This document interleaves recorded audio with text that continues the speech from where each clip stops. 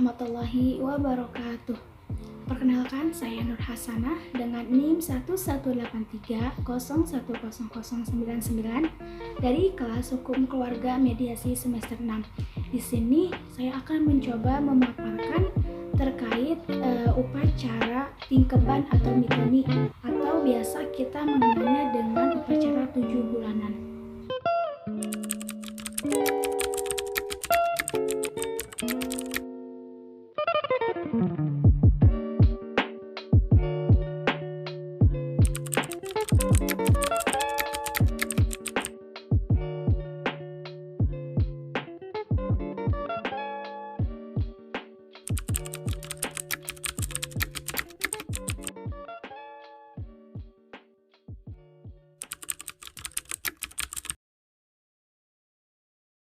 Adapun untuk tahapan acara tingkeban atau mitoni ini terdiri dari beberapa tahapan.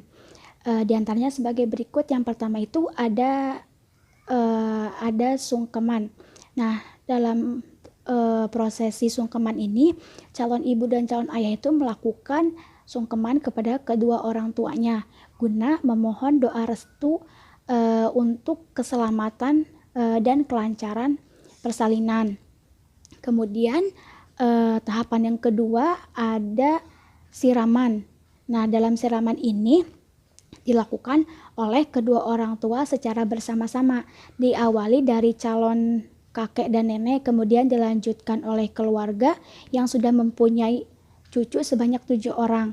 Kemudian terakhir acara pecah kendi dilakukan oleh ibu dari calon orang tua laki-laki dan ibu dari calon orang tua perempuan secara sama-sama. Konon jika ujung kendi itu tidak pecah, berarti calon jabang bayinya itu berjenis kelamin laki-laki. Nah, sebaliknya jika ujung kendi itu pecah, berarti calon jabang bayi itu berjenis kelamin perempuan. Kemudian tahapan yang ketiga yaitu peluncuran teropongan atau biasa dikenal dengan teropongan saja.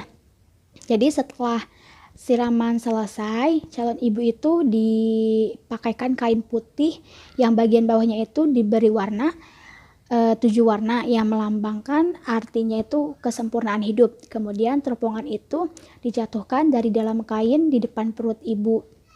Nah, ini dimaksudkan supaya calon bayi dapat lahir dengan sempurna, lancar, dan selamat tanpa halangan apapun.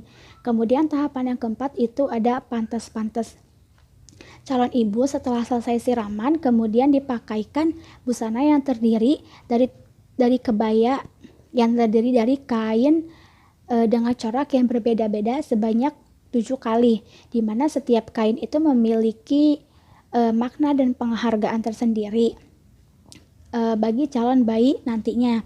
Kemudian setelah selesai dipakaikan, MC itu bertanya kepada hadirin apakah sudah pantas. Kemudian para hadirin itu menjawab belum pantas. Nah, sampai pada busana yang ketujuh baru dijawab pantas oleh para hadirin.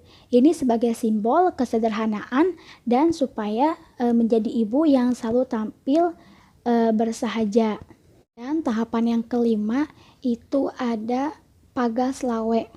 Nah, pada tahapan ini calon ibu itu dipakaikan busana lurik di bagian perutnya. Kemudian diikat tali lawe yang terbuat dari janur yang akan dipotong oleh calon bapak dengan menggunakan keris yang ujungnya itu sudah diberi kunyit. Ini sebagai simbol untuk menjauhkan diri dari segala halangan dan rintangan pada saat proses melahirkan nantinya. Kemudian tahapan yang keenam itu ada brojolan. Seseorang yang dituakan memasukkan sepasang kelapa gading yang telah diukir gambar Kamajaya dan Kamarati. Kemudian di bawah kaki calon ibu sudah ada kedua calon nenek yang menerima masing-masing 1 kelapa. Kemudian digendong dengan kain dan ditaruh di kamar calon ibu dan bapak. Nah, ini dimaksudkan agar kelak anak yang lahir itu akan tampan dan mempunyai sifat seperti Kamajaya jika ia berjenis kelamin laki-laki dan Kamarati jika bayi itu berjenis kelamin perempuan. Yang tahapan yang ketujuh yaitu ada angreman. pada tahapan ini calon ibu itu duduk di atas kain yang tadi dipakai saat acara pantes-pantes. Kemudian calon bapak mengambil nasi dan lauk dari sajen dengan cobek dan dimakan berduaan sampai habis. Nah, ini dimaksudkan supaya kedua orang tua itu dapat belajar sabar dalam menjaga dan memelihara buah hatinya kelak. Kemudian tahapan yang ke-8 ada dodol dawet. Nah, proses ini dilakukan oleh kedua calon orang tua, calon ibu yang menjual dawet dan calon bapak yang memayungi ibu dari samping. Dawet ini dijual kepada para tamu dengan uang berupa kreweng yang terbuat dari tanah liat. Ini sebagai simbol supaya kelak anak yang dilahirkan itu membawa banyak rezeki bagi keluarganya. Kemudian tahapan yang ke-8 yaitu potong tumpeng. Nah, ini sebagai ungkapan rasa syukur bahwa selamatan 7 bulanan ini telah dilaksanakan dengan lancar.